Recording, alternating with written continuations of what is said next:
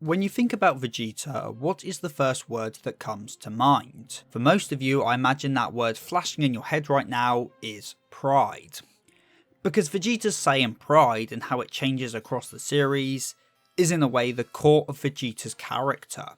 And so in this video we will examine and dissect this journey of his to try to come to understand what Vegeta's pride is all about.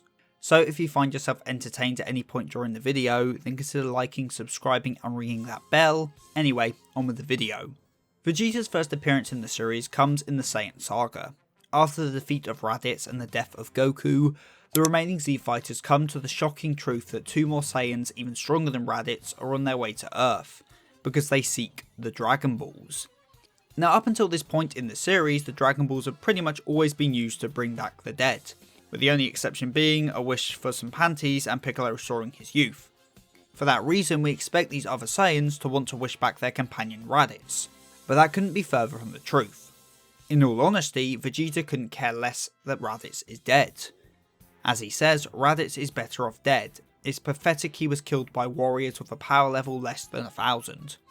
This making it pretty clear to us that Vegeta A, values strength above all else, and B, equates one's worth to a power level. His desired wish is eternal life, so that he can live an endless life of combat. As a Saiyan, what he takes pride in is his strength, in dominating the weak to prove his strength through combat. He takes pleasure through killing and conquest.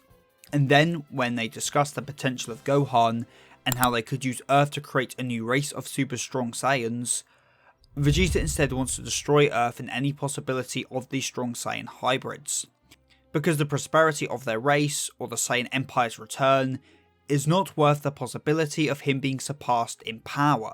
Despite being his Saiyan pride, that pride is for his own power first and foremost. But the important part here is that he fully acknowledges that these hybrids could be stronger than him. It's not that he genuinely believes he is all powerful and no one can surpass him, this being the first showing of his own insecurity in his own power, which will become a lot more obvious soon enough. When he comes to Earth he does as he always does, dominates the weak because he is stronger. All until he fights Goku. And the thing is that even with all his techniques and skills, Goku isn't stronger than Vegeta. Not in the ways Vegeta acknowledges. Yet even so, Vegeta loses. I'd personally say having lost to a gaggle of the weak is far more insulting to Vegeta than having lost to one strong opponent, because his encounters here on Earth spit in the face of everything he believed in. If you are stronger, if your power level is bigger, then you win.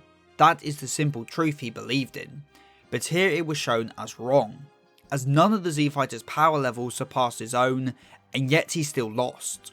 He was even forced to become a great ape, concede that his normal power wasn't enough, throw aside his warrior's pride and become a beast in order to try win. And worse yet, the Saiyan to fight him here on equal terms was a low class Saiyan. Vegeta, the epitome of the Saiyan mindset, believes in hierarchy, and that he stands at the top. He is the prince, so of course he is the strongest Saiyan. It's why he is so obsessed with the Super Saiyan legend, because he truly believes he is the one destined to become the Super Saiyan, because who else would it be apart from the prince? But the cold reality is that he may be the prince, but he's the prince of a dead race. He has no empire anymore, no people to rule over.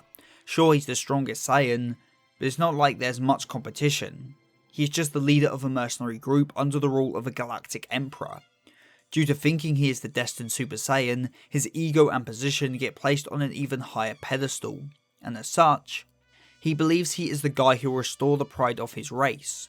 By defeating Frieza, he will avenge his race and make up for the pathetic display they showed, allowing themselves to be wiped out by him. It's why he doesn't seem to care much about their deaths, as it only proves they were weak, and if anything serves to bolster his own pride.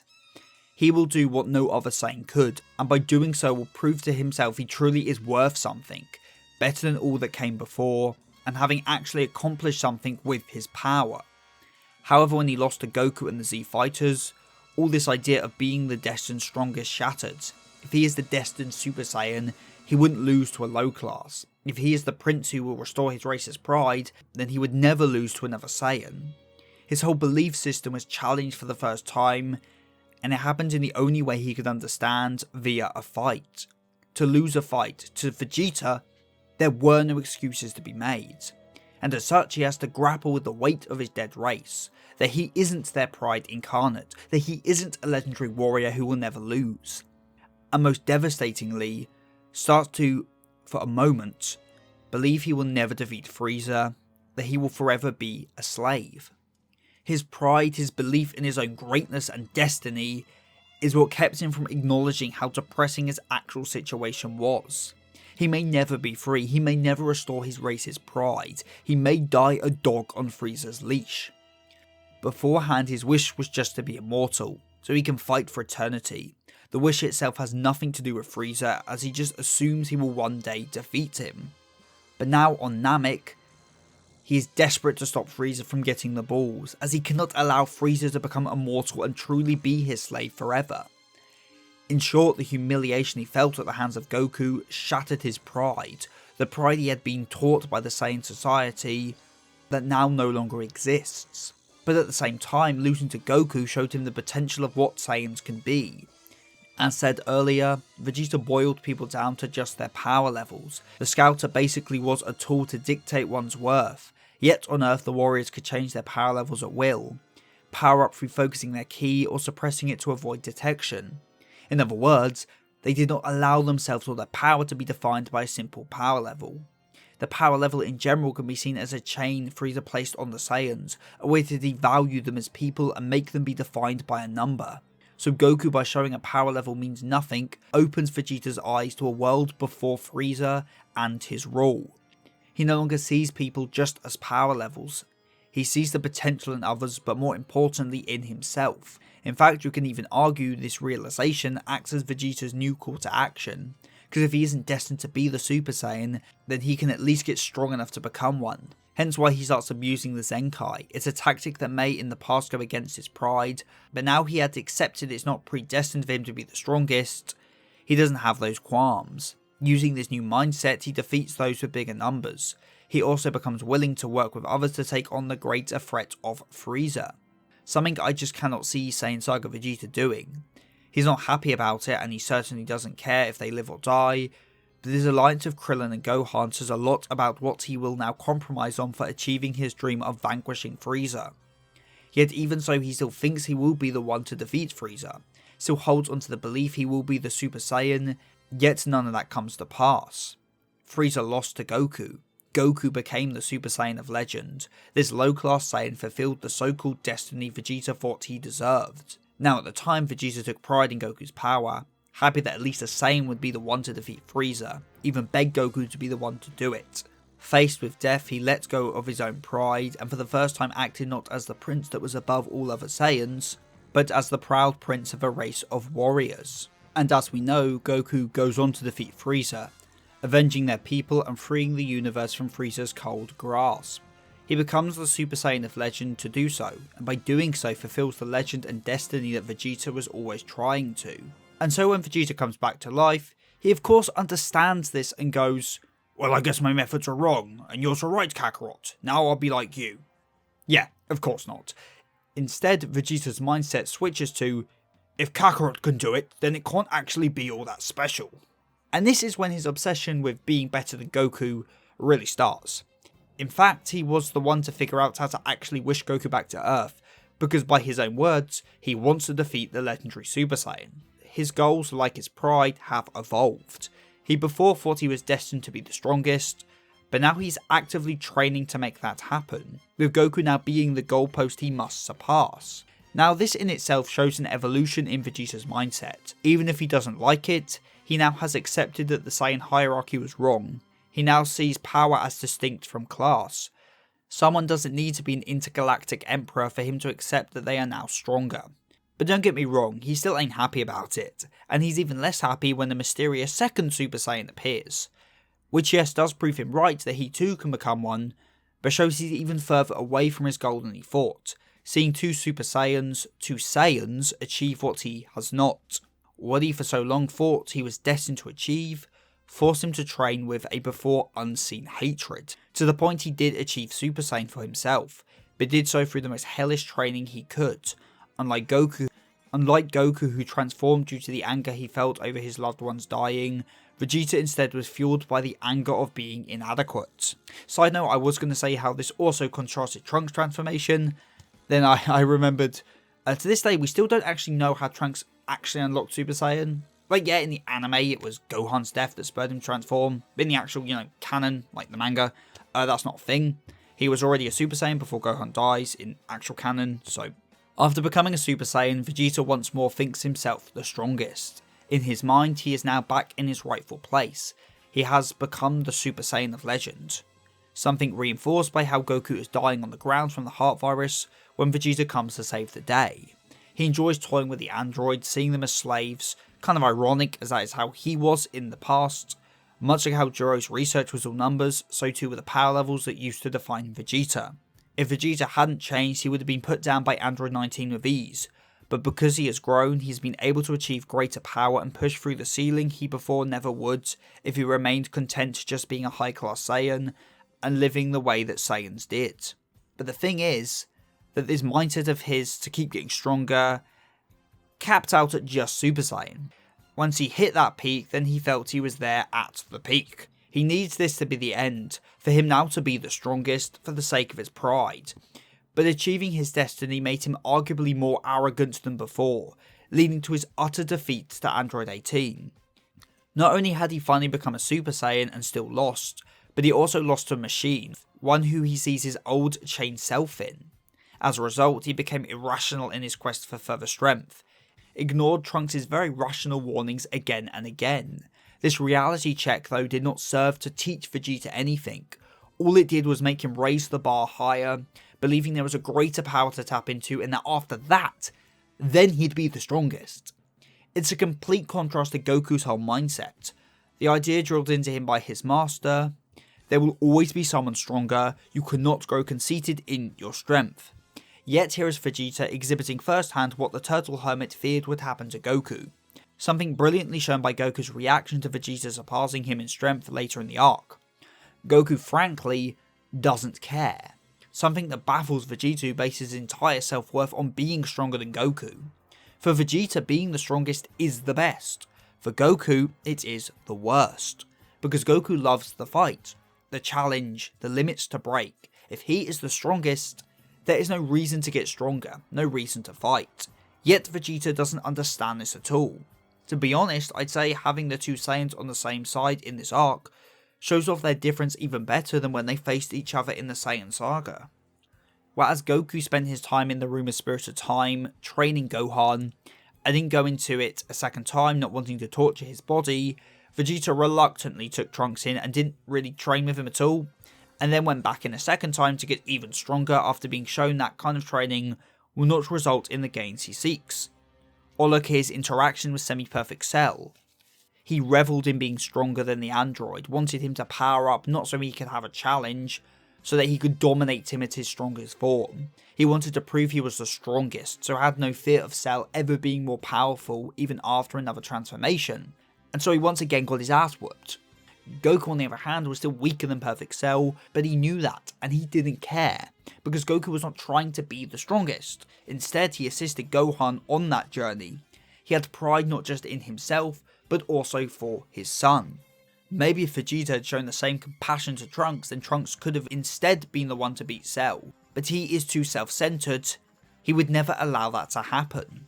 He fell short of Goku once again by the end of the arc. His Grade 2 Super Saiyan inferior to Goku's Mastered Super Saiyan, a form one cannot obtain from anger.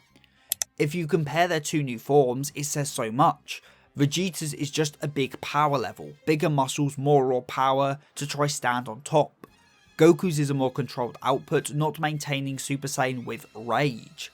It shows how little confidence Vegeta has in his strength, forced to just buff up compared to the cool composure of Goku. And as a result, he didn't even step up in the Cell games to fight Cell. That said, he did get some resolution to his character in this arc. With the death of Trunks, he came to realise he did actually care for his son. Though sadly, like with everything, Vegeta only understands things when it's too late. Like how it took him dying to understand he wasn't destined for greatness just because he was the prince, he needed his son to die in front of him to understand that deep down he has grown to care for others. For the first time, he felt the same rage Goku had felt when he went Super Saiyan for the first time. The anger one feels towards those who hurt those you love. In his rage, he tried to kill Cell, and all he did was end up getting himself killed. Or so he should have, except that Gohan jumped in the way to save him, destroying his arms and leaving it doubtful if he still had the power to defeat Cell. In his rage and anger, Vegeta may have cost them everything. And so, what does he do? Well, nothing. Except apologise. Now this apology itself doesn't accomplish anything. But for Vegeta, it's a hell of a big deal, as he calls himself a liability. He basically acknowledges that Gohan is stronger, and that Gohan could have done what he failed to do. This is Vegeta accepting that he is not the strongest, accepting his ego is a problem, and realising there is more to life than just being on top. Perhaps he saw himself in Gohan when Gohan went power crazy. He started to act like a typical Saiyan. He did exactly to Cell what Vegeta had done earlier in the arc, and as a result, Trunks ended up dead. He had something way more important to him than strength right there, but because he didn't realise, he now had lost it. He helps Gohan to finally defeat Cell, attacking the android from behind. He didn't face Cell here like a warrior, and he didn't care that he was just playing support. Such things like pride didn't matter anymore, and he knew that. With Goku gone, and choosing not to return, a weight was lifted off Vegeta's shoulders. This need to kill Goku and surpass him was neutered as well. There was no Goku left to fight.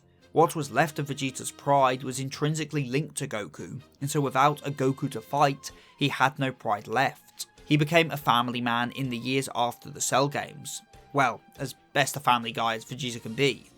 But deep down he still saw those who valued connections as weaklings. In other words, he saw himself now as weak, left with nothing but those connections. Because without Goku, what was the point in fighting? All he really had wanted was to get the run back on Goku and prove his superiority, but now he could not.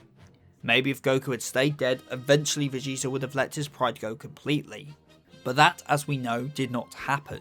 Goku returns to Earth on a one-day visit to compete in the Budokai, and as a result, Vegeta finally can exercise his pride once again. The Budokai brackets promised that he would be able to fight Goku in the first round. All these pent-up feelings, all his training in these last few years, on the off chance he'd get to settle the score, now he can end it all. Yet the arc had to arc, and so the tournament was disrupted, with only one fight to wait until their fated match no less. These constant roadblocks, be it Goku dying, or now the Buu shenanigans, kept Vegeta from getting the resolution to all these feelings, and so they bubbled up. These feelings of anger, envy and inadequacy allowed him to be taken over by Babidi, resulting in the Margin transformation. And with it finally comes his long awaited rematch with Goku. This fight is about one thing: pride. Vegeta isn't here as a warrior, not as a Saiyan. All he wants is to kill the man who shattered his pride. As he says, pride is the one thing that cannot be taken from a Saiyan, and he's right. But that also means everything else can be taken. He relies on a power that isn't his own, accepts essentially a handout, rather than relying on his own strength. He full on admits Goku is stronger, that Goku is more talented and trained harder, and so he sought out the Margin power-up, because all his pride needs is to win. That is it. If he kills Goku, everything will be fixed. He wants to go back to how he used to be, cold-blooded and ruthless. He hates that he has grown to care for his family. By his own words, he got himself a family, and it didn't feel awful. He even started to like his life here on Earth. And that notion scared him, because it meant he was weak. He wants to become evil again because he wants to feel strong again. He kills all those people to try force himself to act like he used to try be who he used to be. But as a result of this, Buu ends up released, an entity that threatens to kill all Earthlings including Bulma and Trunks. Vegeta tries to deny this, said he doesn't care about them, but it's obvious he's lying. To the point he takes Goku when his back is turned, knocking him out so he can go deal with Buu himself. He didn't care how he won, he just wanted to win. If that truly was all he cared about, he would have killed Goku here and now. but instead he left Goku unconscious, says they can finish this later, and goes to handle Buu himself. If it isn't obvious, this here is him showing what he truly values. Despite telling himself that fighting Goku is all that matters, when his family is at risk he prioritises them. When it came down to it, he chose his family over his pride. In order to protect them, he gives up his life to try kill Buu. He knows they cannot be beaten just by him fighting. He acknowledges his own weakness and his own inability. Instead of spreading rage, he spreads love, hugging his son for his first, and in his mind, last time. By hugging Trunks, he for the first time lets someone truly close to him, and then gives up his life, shattering any hopes of surpassing Goku in order to try and protect those bonds. This here is the moment where Vegeta finally lets go of his pride, the only thing he wanted all this time since his defeat in the Saiyan saga. To defeat Goku and prove he is stronger. He gives it up here and now because his family means more to him than being number one. What he should take pride in isn't being the strongest or a proud Saiyan warrior. What he now takes pride in is being strong enough to protect his family. And so he sacrifices himself in one final explosion, hoping to kill Buu and save the Earth. Now, as we know, this doesn't do in Buu, and he continues to be a menace for many more chapters to come, to the point that Vegeta is sent back to Earth to help put him down again. And you might think from a character standpoint this is a little redundant, since you know Vegeta already had a great closing in this arc, but there is still a lot more to the prince's development. Now, when he reunites with Goku, he is pissed that Goku hid Super Saiyan 3 from him. He'd given up everything in that fight, and yet Goku was holding back. It was yet another insult to his pride, but if he stayed salty about that and refused to cooperate because of it, well, that would discredit all his developments from his sacrifice, which is why what happens next instead reinforces his arc. He is opposed to fusing with Goku for obvious reasons, but then Goku mentions one important detail. Buu had already killed Bulma and absorbed Trunks. And this is what motivates Vegeta to fuse, to give up his life and pride to fuse with Goku potentially forever. In essence, he is once again giving up his life for the sake of his family. What makes this even more impressive than his final explosion is that he's not giving up his life but his pride too, by fusing with Goku, becoming one with the person he wanted to surpass above all else. And then in the ensuing fight, Vegeta conducts a plan to save all their friends and family before killing Buu. A plan that Vegeta wouldn't have enacted unless both Goku and Vegeta were to value the lives of their friends. And then in the final fight against Kid Buu, Vegeta lets Goku handle it. He stops with the taking turns nonsense and understands there is things more important here than simple pride and ego, leading to the #1 speech. Now, this speech in essence lays out everything Vegeta has come to learn across the story. As he says, Goku is amazing, able to do what he himself could not. He acknowledges Goku is superior, that he always was. He thought it was because Goku had a family, had something to protect. Foolishly believed that if he went and got one himself, learnt to care, he too would become the strongest. But it's not that simple. Having something to protect is just the tip of the iceberg. Vegeta fights for his pride, his pleasure, to kill his opponents. It's in other words victory that he enjoys. Winning to prove his superiority, because as a Saiyan, that is the point of strength. But for Goku this isn't the case. Instead, Goku fights to better himself. He doesn't care about winning, he just wants to surpass his own limits and tomorrow become better than he was today. He spares others almost as if he knows they too will grow to become better people too. He is a gentle Saiyan that still loves to fight. That is why Vegeta always hated Goku, because Goku went against everything the Saiyan race stood for, against Vegeta's heritage, against all he had left of his people, and even so he was still strong.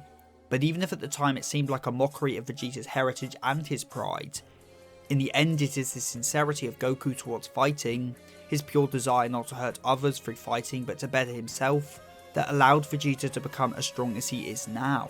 If the past Vegeta saw how strong the present Vegeta is now, he'd be shocked.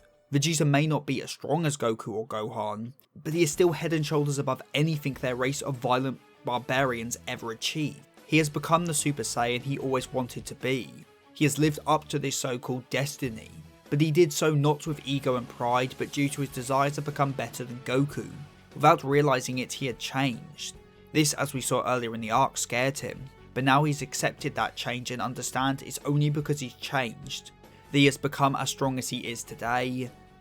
That just because he has a family and cares for others does not make him weak. That just because he isn't violent and evil anymore, he is still strong.